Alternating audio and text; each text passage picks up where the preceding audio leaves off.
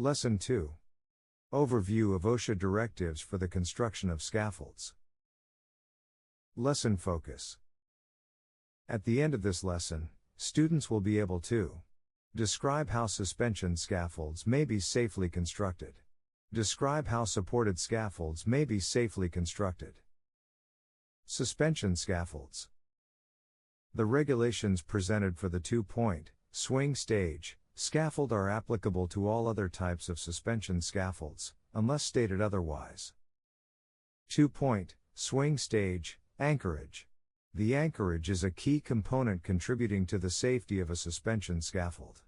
Because a suspension scaffold is, in effect, hanging from a structure, its weight must be sufficiently supported and balanced to ensure that it does not plummet to the ground. The anchorage that the tieback is secured to must be capable of withstanding 4 times the intended load of the scaffold.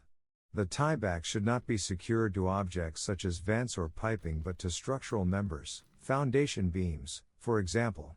Support, access, fall protection, platform, stability, electrical hazards, personnel training. Single point adjustable. On a single point adjustable scaffold, the support rope, the rope that is between the scaffold and the suspension device, must be maintained in a vertical position unless all of the following conditions are met. The rigging has been designed by a qualified person. The scaffold is accessible to rescuers.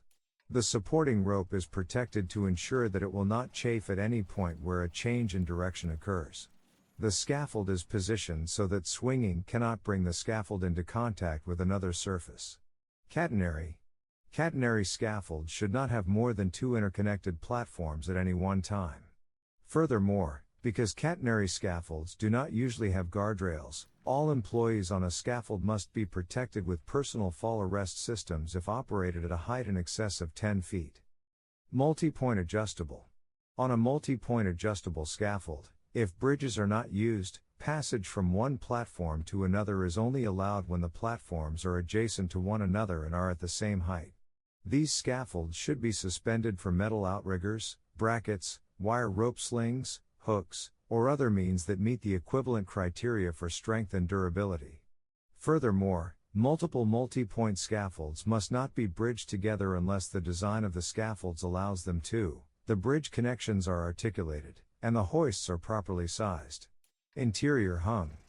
Because interior hung scaffolds can only be suspended from the roof structure or other structural members, these structures must be inspected to ensure that they possess sufficient strength.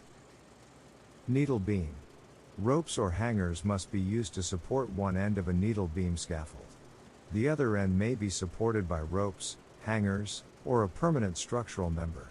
Needle beams need to be properly secured to ensure that they do not roll or become displaced. In addition, the platform needs to be securely attached to the needle beams with bolts or equivalent means. Float, ship. Platforms for a float or ship scaffold must be secured to a minimum of 2 bearers, such as wooden beams, that extend to at least 6 inches beyond the platform on each side. Rope connections must be secure so that the platform does not shift or slip. Each employee on a float scaffold must be protected by a personal fall arrest system if working at an elevation above 10 feet. Supported scaffolds. The regulations presented for the frame or fabricated scaffold are applicable to all other types of supported scaffolds unless stated otherwise. Fabricated frame or tubular welded frame. Base section. Support structure. Access. Fall protection. Platform. Keeping upright. Electrical hazards. Personnel training. Mobile. While in motion, mobile scaffolds must be stabilized to prevent tipping over. When the scaffold is being moved manually, the force must be applied to an area that is as close to the base as possible and no more than 5 feet above the ground. If the scaffold is moved using a powered system, the system must be designed for that purpose. Scaffolds should not be moved horizontally while employees are on them unless all of the following conditions are met. The surface on which the scaffold is being moved is within 3 degrees of level and free of pits, holes, and obstructions. The height to base width ratio of the scaffold is 2 to 1 or less unless the scaffold is designed and constructed to meet or exceed nationally recognized stability test requirements. Required outrigger frames are installed on both sides of the scaffold. When power systems are used, the force is applied directly to the wheels and generates a speed less than 1 foot per second. No employee is present on any part of the scaffold that extends outward beyond the wheels, casters, or other supports. Pump jack. The bracket and braces of the pump jack must be made from metal plates and angles to ensure strength.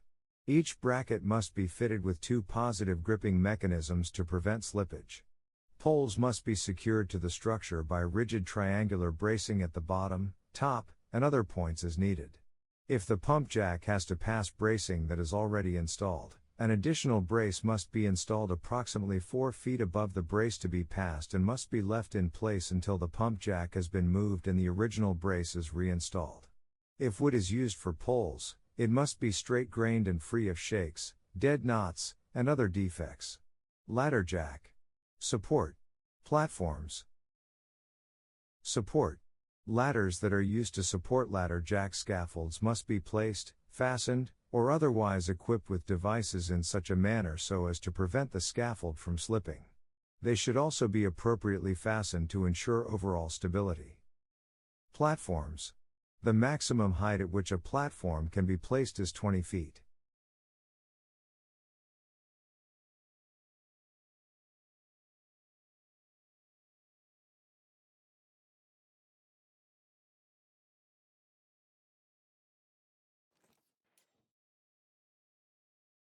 Base section. Supported scaffolds must be set on base plates or mud sills to ensure the stability of the structure. The footings of the scaffold must be capable of withstanding the load weight that is set upon it without movement or displacement. Frames and panels must be braced by cross, horizontal, or diagonal braces or a combination of these. These frames and panels secure vertical members together laterally. The cross braces should be of the proper length to ensure that vertical members are square and aligned. With this system properly used, the completed scaffold is always plumb, perfectly vertical, level, and square. All brace connections should also be secure. Support structure. 2 important factors in ensuring that the scaffold is stable and is not prone to swaying are its strength and the structural integrity of its supports. The supports of the scaffold must be capable of withstanding up to 4 times their intended maximum weight load as well as the weight of the structure.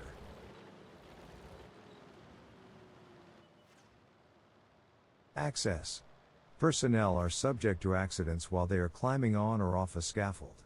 The mode of accessing the scaffold must be designed to ensure that employees are not needlessly being endangered, either while accessing the scaffold or by putting undue pressure on the structure. Employees are prohibited from climbing the cross braces as a means of accessing the scaffold. This is extremely dangerous and may undermine the structural integrity of the structure. Fall protection. Falls are a common hazard to the employees on scaffolds. The installation of proper fall protection minimizes the risk of such an occurrence. This may include the installation of guardrails on the platform or the use of personal fall arrest systems. Employees on scaffold platforms that are higher than 10 feet above the next level must be adequately protected from falling through the use of proper protective systems and practices.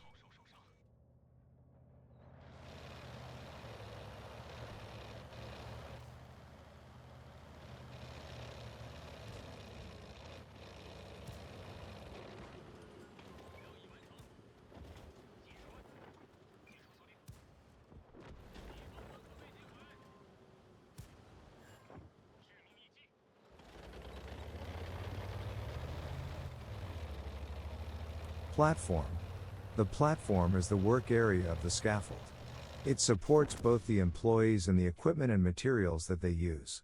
The platform must conform to safety measures to ensure that the employees are not endangered in the course of their work.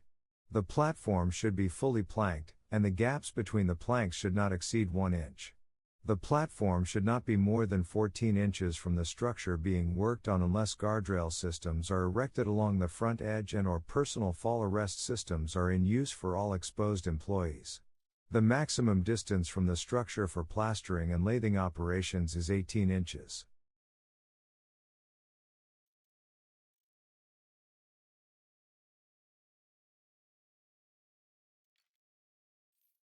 Keeping upright. Scaffolds that exceed a height 4 times their minimum base dimension must be restrained from tipping with ties, braces, guys, or equivalent means. Scaffolds should not be moved horizontally while employees are on them unless they have been designed for that specific purpose.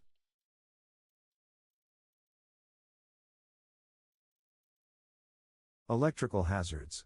As with suspension scaffolds, the height of supported scaffolds often means that they may be built close to power lines.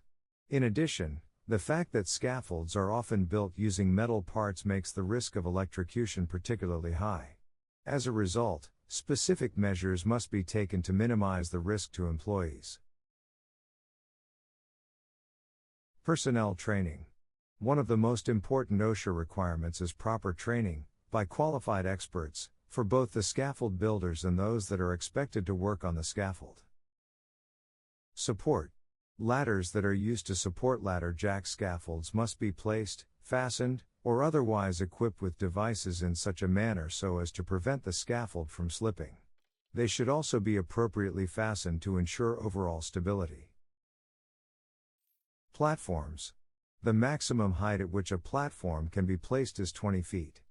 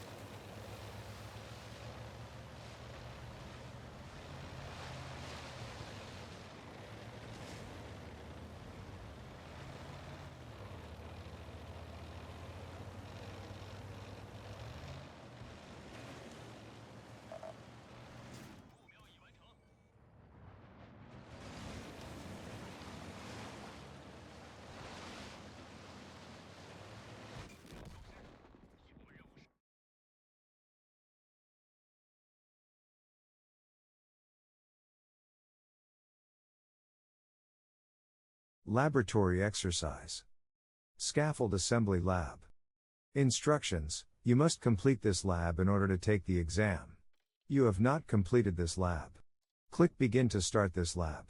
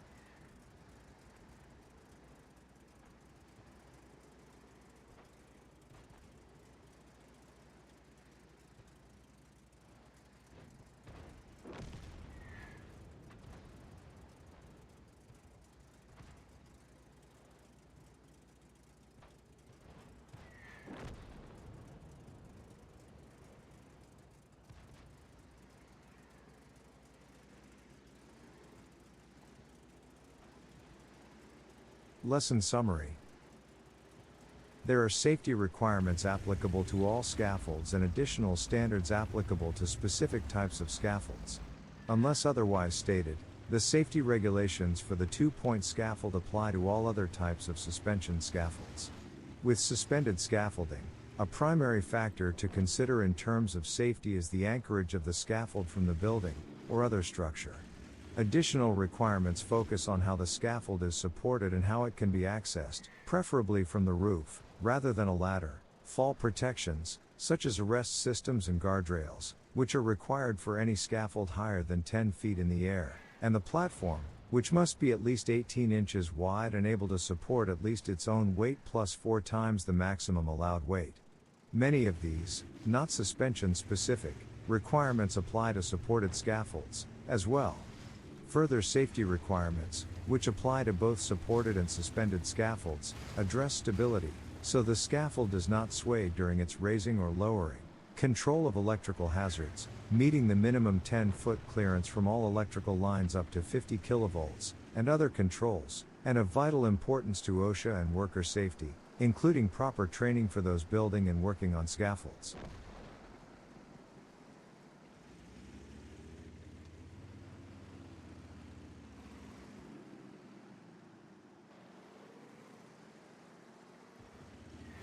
Lesson 3.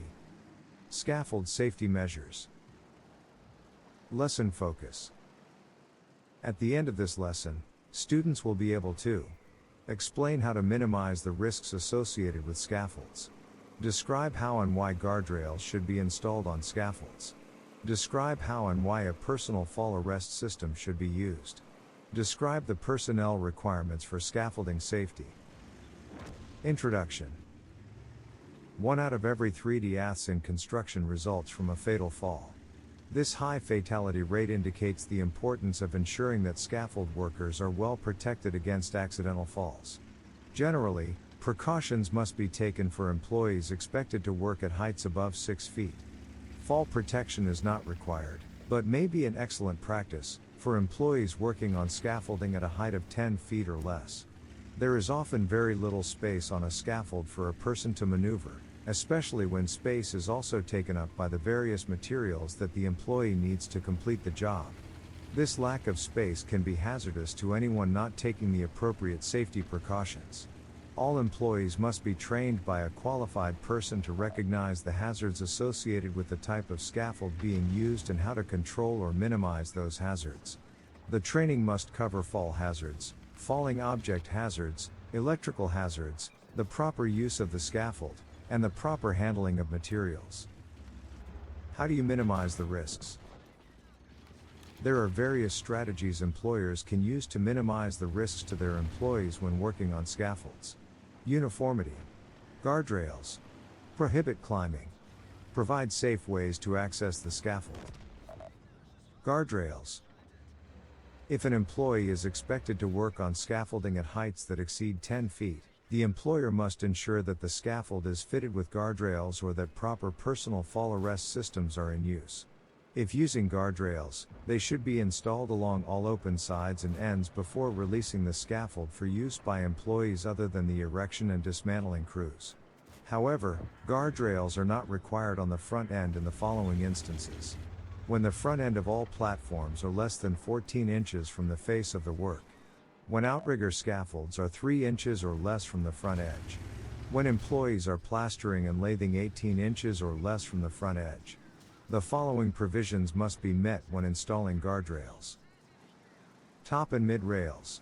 The top rail, the topmost part of the guardrail, must be between 39 and 45 inches above the platform or walking level of the scaffold.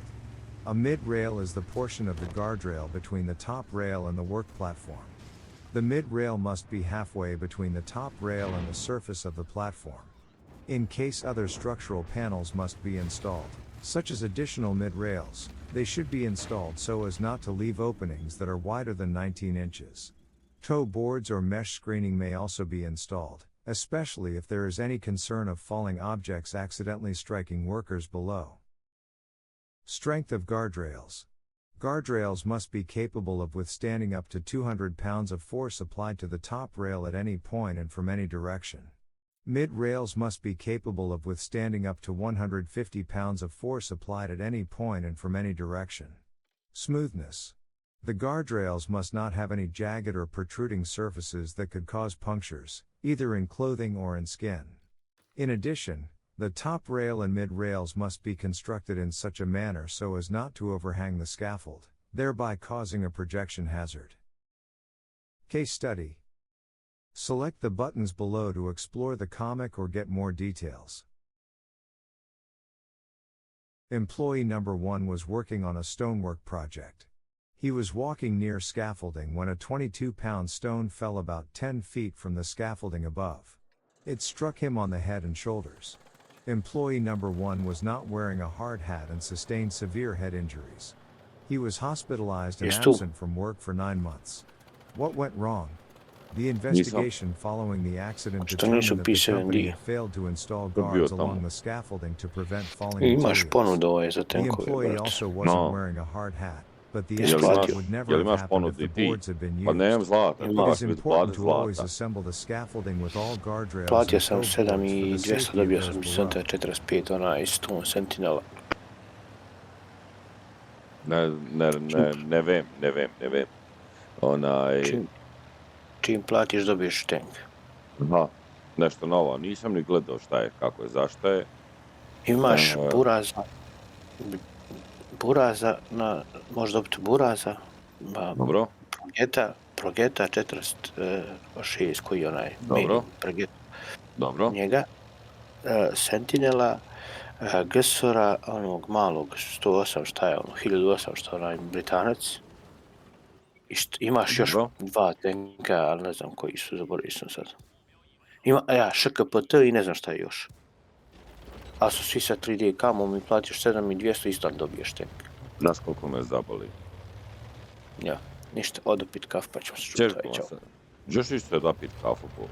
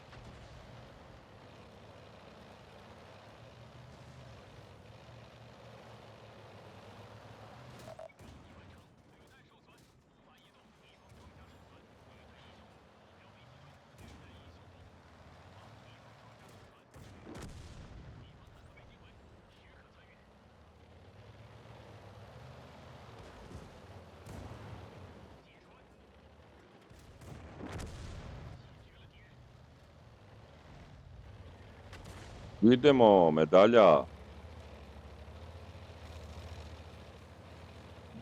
Duelist.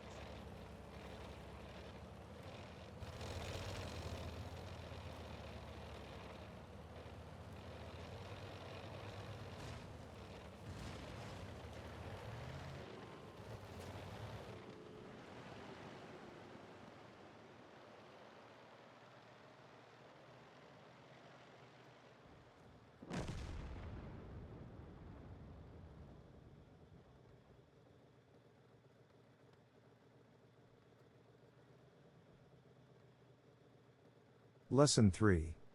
Scaffold safety measures. Lesson focus. At the end of this lesson, students will be able to explain how to minimize the risks associated with scaffolds.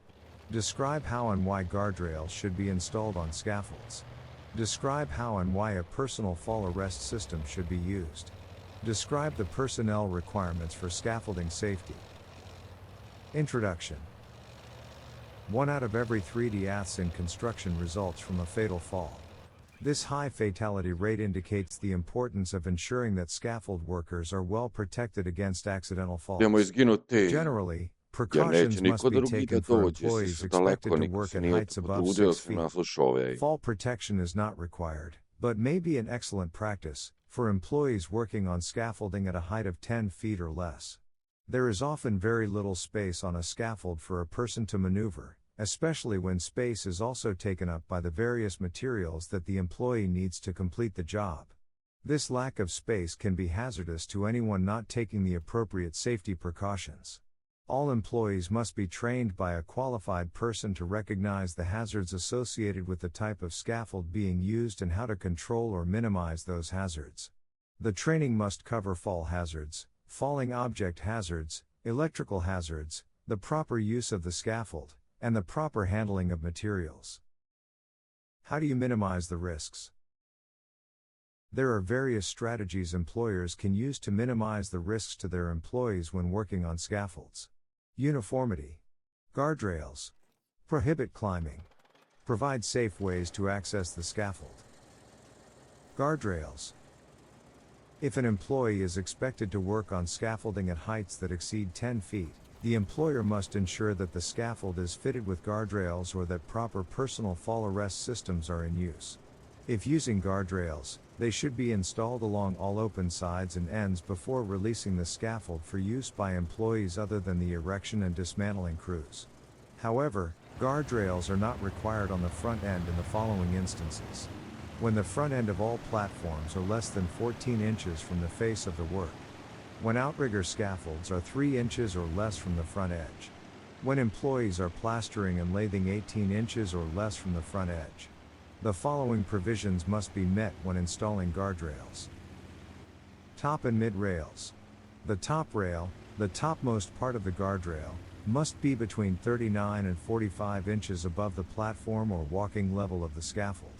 A mid-rail is the portion of the guardrail between the top rail and the work platform. The mid-rail must be halfway between the top rail and the surface of the platform. In case other structural panels must be installed, such as additional mid-rails, they should be installed so as not to leave openings that are wider than 19 inches. Toe boards or mesh screening may also be installed, especially if there is any concern of falling objects accidentally striking workers below. Strength of guardrails. Guardrails must be capable of withstanding up to 200 pounds of force applied to the top rail at any point and from any direction. Mid-rails must be capable of withstanding up to 150 pounds of force applied at any point and from any direction. Smoothness. The guardrails must not have any jagged or protruding surfaces that could cause punctures, either in clothing or in skin. In addition, the top rail and mid-rails must be constructed in such a manner so as not to overhang the scaffold, thereby causing a projection hazard. Case study. Select the buttons below to explore the comic or get more details.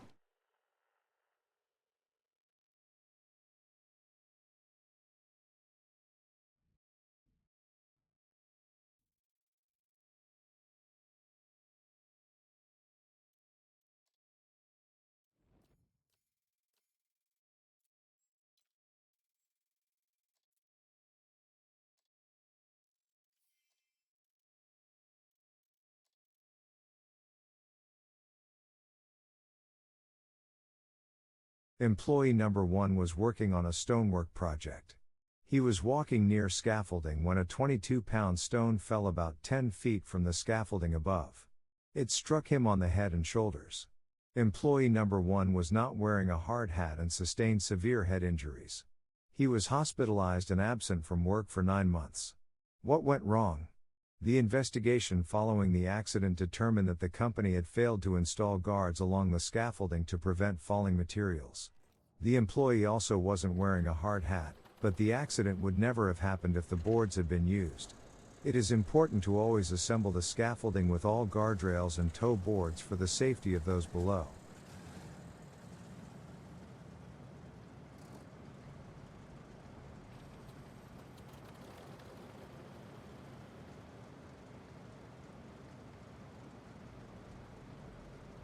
Uniformity.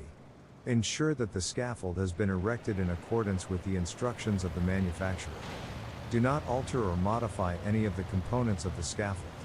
If you are faced with a problem, contact the manufacturer. If you have scaffolding components from 2 or more manufacturers, do not, under any circumstances, mix the components. Do not use incompatible metals for the components of the scaffold. Guardrails. All open and exposed sides of the scaffold at levels above 10 feet should be fitted with guardrails to prevent falls. Alternatively, all exposed employees should be provided with proper fall arrest systems. The guardrails should consist of at least a top rail, a mid-rail, and, when necessary, a tow board.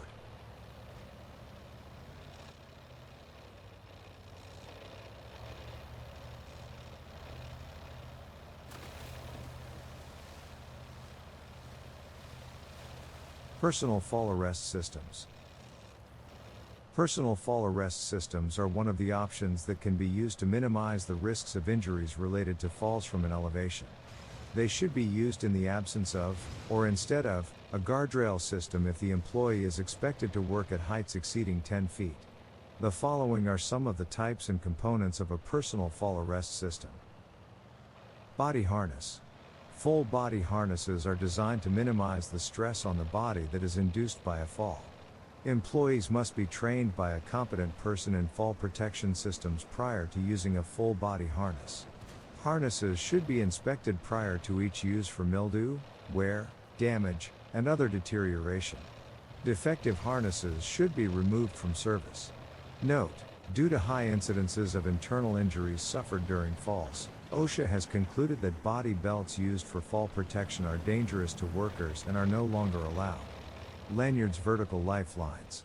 Vertical lifelines consist of a line made of a strong material that is attached to an appropriate anchorage at one end and attached to the full body harness at the other end. Advances in synthetic materials have led to the creation of shock-absorbing lanyards with increased strength. Self-retracting lifelines, SRLs. SRLs are commonly used as an attractive alternative to fixed-length lanyards. The line is encased in a protective housing that extends and retracts automatically, which increases mobility and may reduce the risk of tripping. SRLs can be anchored to an appropriate anchorage point above an employee's head for increased safety and mobility. These devices are also commonly called yo-yos. Horizontal lifelines. Horizontal lifelines may be practical in areas where the possible anchorage points are otherwise limited or difficult to access. They are easy to transport and relatively quick to set up. The idea is simple: 2 anchorage points are connected to both ends of an extended cable that is run between them. PFAS use requirements. The following are requirements for using a personal fall arrest system. When stopping a fall, personal fall arrest systems should limit the maximum arresting force to no more than 900 pounds. The line should be rigged to ensure that a worker does not free fall for more than 6 feet and does not come into contact with any surface. The fall arrest system must have sufficient strength to withstand twice the potential impact energy of a worker free falling for 6 feet. Any systems that have been involved in a fall impact, that is, have been involved in arresting a falling worker, should be removed immediately and not used again until they have been inspected by a competent person to ensure that they are undamaged. Workers who have been involved in a fall must be assisted immediately or at least be in a position to rescue themselves, otherwise suspension trauma or other harm may result. This is a condition where pooling of the blood in the extremities may cause loss of consciousness or even death. To avoid this, when suspended, the worker must limit restriction points and move their arms and legs to maintain circulation. If the worker is unconscious when rescued, proper treatment and medical attention should be provided immediately. Ensure that regular checks are conducted on the systems for wear and tear and that any defective items are immediately replaced. Do not, under any circumstances, attach a fall arrest system to guardrails. They are not designed for that purpose and are unlikely to withstand a fall impact. Accident examples. There are numerous cases of severe injuries and yacht occurring when personnel working on scaffolds did not take the necessary safety measures or were not equipped properly. Here are some examples. An employee was taking measurements from a scaffold not fitted with guardrails. He tripped and fell 14 feet to the ground. He died instantly. A worker was working on a snow and ice covered scaffold with no guardrails or fall arrest system. He slipped and fell approximately 20 feet. He died instantly. An employee was working on a scaffold during stormy weather. It is suspected he lost balance due to a strong gust of wind. He was not wearing a personal fall arrest system and fell 15 feet to his death. Case study. Select the buttons below to explore the comic or get more details. Personnel requirements for scaffolding safety. When is a competent person required for scaffolding? When is a qualified person required for scaffolding? When is an engineer required for scaffolding?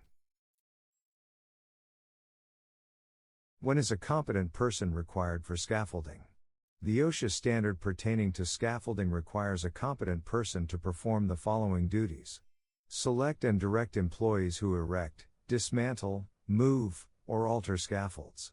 Determine if it is safe for employees to work on or from a scaffold during storms or high winds and to ensure that a personal fall arrest system or wind screens protect these employees. Train employees involved in erecting, disassembling, moving, operating, repairing, maintaining, or inspecting scaffolds to recognize associated work hazards. Inspect scaffolds and scaffold components for visible defects before each work shift and after any occurrence that could affect the structural integrity and to authorize prompt corrective actions. Determine the feasibility and safety of providing fall protection and access for scaffold erectors and dismantlers.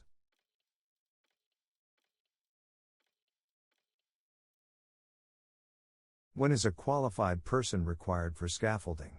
A qualified person must perform the following duties. Design scaffolds and load them in accordance with that design. Train employees working on the scaffolds to recognize the associated hazards and understand procedures to control or minimize those hazards. Design the rigging for single-point adjustable suspension scaffolds. Design platforms on 2-point adjustable suspension types that are less than 36 inches wide to prevent instability. Make swaged attachments or spliced eyes on wire suspension ropes. Design scaffold components construction in accordance with the design.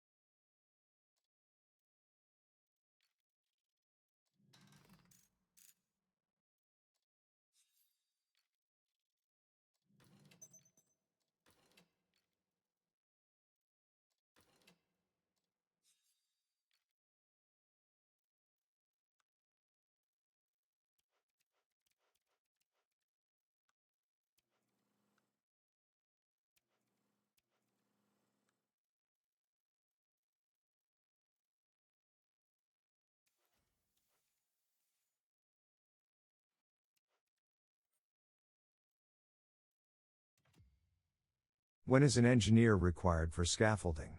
The OSHA standard requires a registered professional engineer to perform the following duties. Design the direct connections of mason's multi-point adjustable suspension scaffolds. Design scaffolds that are to be moved when employees are on them. Design pole scaffolds over 60 feet in height. Design tube and coupler scaffolds over 125 feet in height. Design fabricated frame scaffolds over 125 feet in height above their base plates. Design brackets on fabricated frame scaffolds used to support cantilevered loads in addition to workers. Design outrigger scaffolds and scaffold components.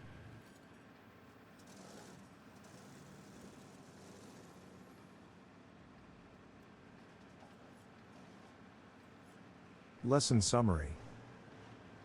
A scaffold must not just be anchored properly and be strong and stable. The workers themselves must be trained in how to safely operate and maneuver themselves and their equipment in the often small space. Employers can minimize the risk to employees by making sure all scaffolding construction, materials, and other elements are compatible.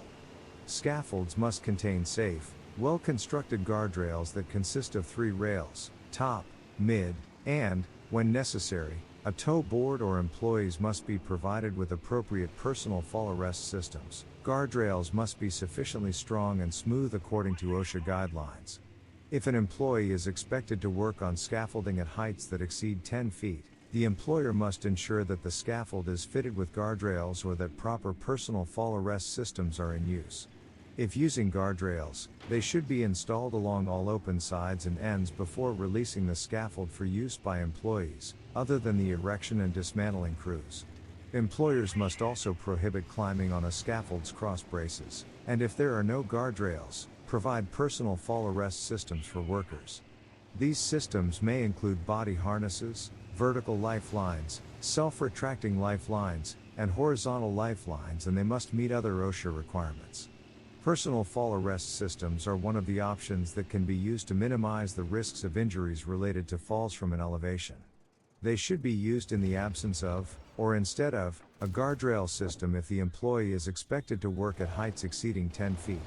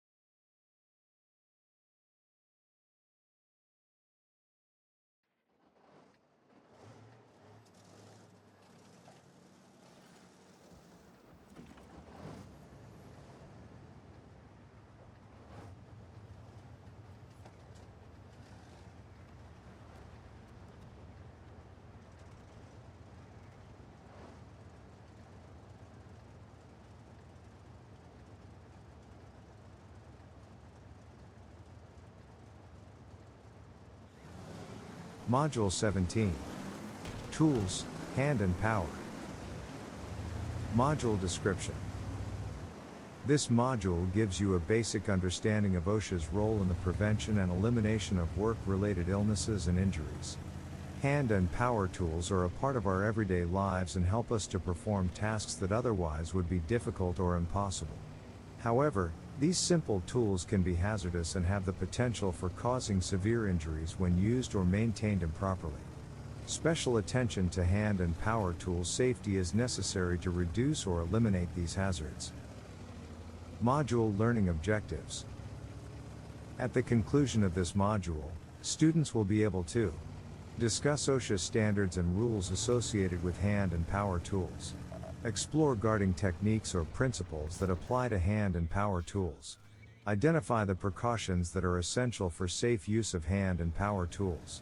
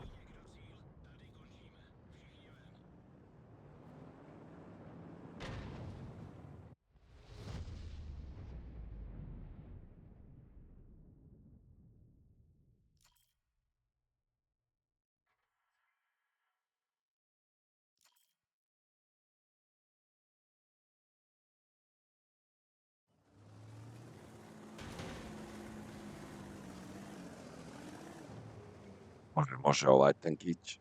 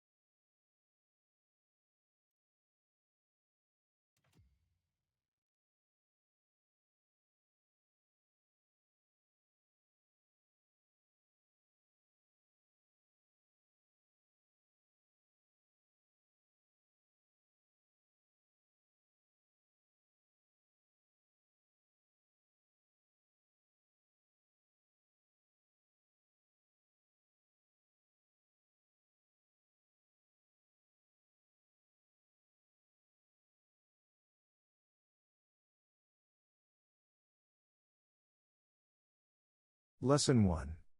Safe use of hand and power tools. Lesson focus. At the end of this lesson, students will be able to describe the general requirements for safely using hand and power tools. Describe the common hazards associated with hand and power tools. Describe the different kinds of switches and know which is appropriate. Introduction. Hand and power tools help us perform tasks that otherwise would be difficult or impossible. These tasks range from hanging a picture on your living room wall to cutting through slabs of concrete at a construction site. One thing that all tools, from hammers and handheld drills to hydraulic jacks and walk-behind saws, have in common is that they present hazards. Using them improperly or failing to properly maintain them can have dangerous consequences, both for you and for those around you. Some common hazards employees might encounter when using hand and power tools include falling, flying, abrasive, and splashing objects, as well as harmful dusts, fumes, mists, vapors, or gases. Employees who might encounter these hazards must be provided with the proper personal protective equipment, PPE, to keep them safe. All employees should receive training on the proper use of any tools they will be using. This training should cover both how to properly use the tools and what safety precautions should be taken while using them. General requirements. The following are some basic tool safety rules that all employees should follow. Inspect tools before use, perform maintenance regularly, and keep all tools in good working order. Use the right tool for the job. It should fit the workspace available. Reduce the force you need to apply. Be ergonomic and fit comfortably in your hand. Be used in a comfortable work position.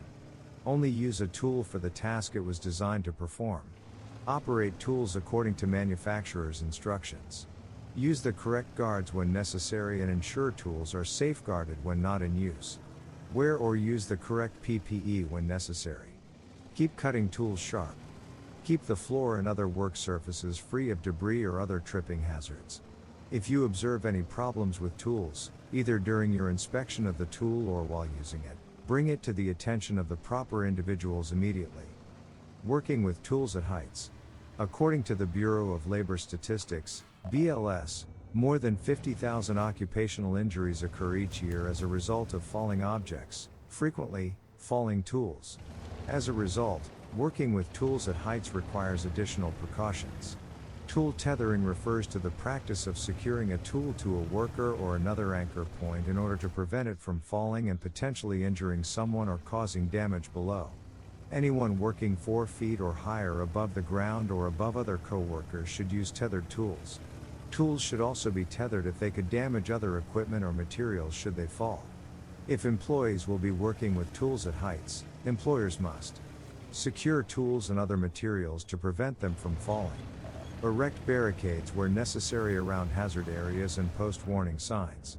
Use tow boards and guardrails to prevent tools from falling from scaffolding. Use nets and canopies to catch or deflect falling objects.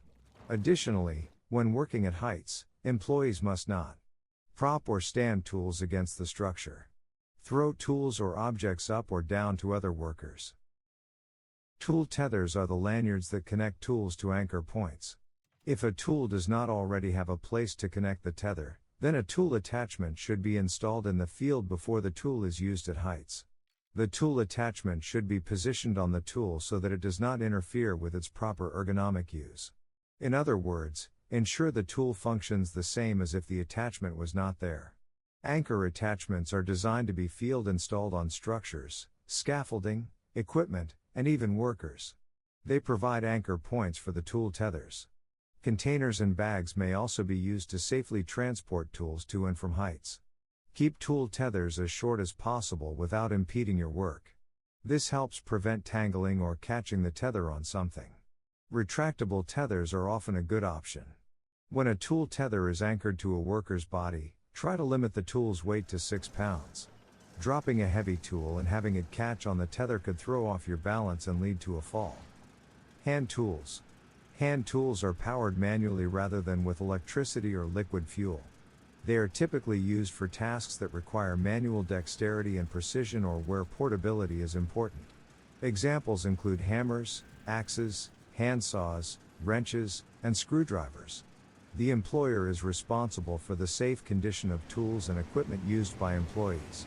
Employers shall not issue or permit the use of unsafe hand tools and shall ensure employees have the proper training to use the necessary tools. When using sharp tools like saws, knives, and scissors, employees should direct the tools away from walkways, other workstations, and anywhere other employees might be working. Dull tools cause more injuries than sharp ones, so blades should be kept sharp. Cracked or otherwise damaged blades must be removed from use. Iron and steel hand tools may produce sparks that can be an ignition source when near flammable substances. If work will be conducted near flammable gases, highly volatile liquids, or explosive materials, employees should use spark-resistant tools, which are made of non-ferrous materials that will not spark when struck.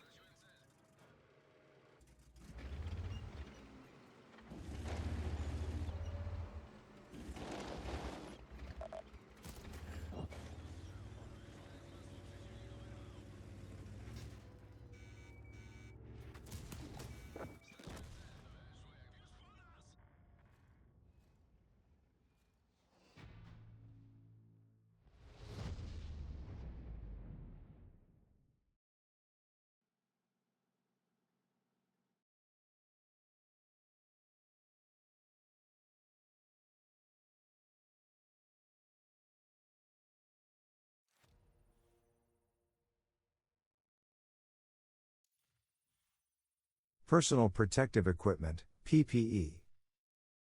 Personal protective equipment, or PPE, refers to clothing and other equipment worn by workers to protect them from hazards. OSHA requires that PPE is of safe design and construction. Is maintained in a clean and reliable fashion. Is selected to account for workers' fit and comfort. This encourages use. Meets standards developed by the American National Standards Institute, ANSI.